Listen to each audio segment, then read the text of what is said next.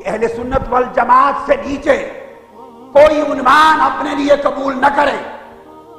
یہ سازش ہے آپ کو فرقہ بنانے کی، اور آپ اندھا دھند بغیر سوچے سمجھے بعض لوگوں کے جبر کی وجہ سے فرقہ بنتے جا رہے ہیں.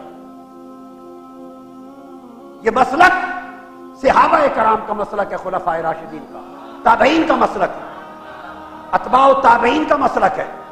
یہ مسلک اویس کرنی کا ہے، یہ جنید بغدادی کا ہے، یہ سری سقطی کا ہے، بشر الحاوی کا ہے، ذنون مصری کا ہے. ارے یہ مسلک بشر الحاوی کا ہے، باجزید بستامی کا ہے، امام ابوالحسن شاذلی کا ہے، سرکار غوث العظم جیلانی کا ہے. یہ مسلک خواجہ اجمیر کا ہے، یہ مسلک شیخ شہاب الدین سہروردی کا ہے، حضرت بہاؤالدین نقشبند کا ہے.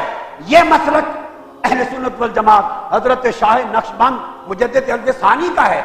یہ بابا فرید کا ہے، قطب الدین بختیار کاکی کا ہے، خواجہ نظام الدین اولیاء کا ہے.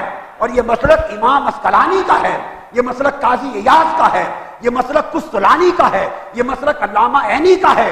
ارے یہ مسلک امام سیوطی کا ہے. یہ مسلک ہزاروں ائمہ محدثین کا ہے، اولیاء کا ہے.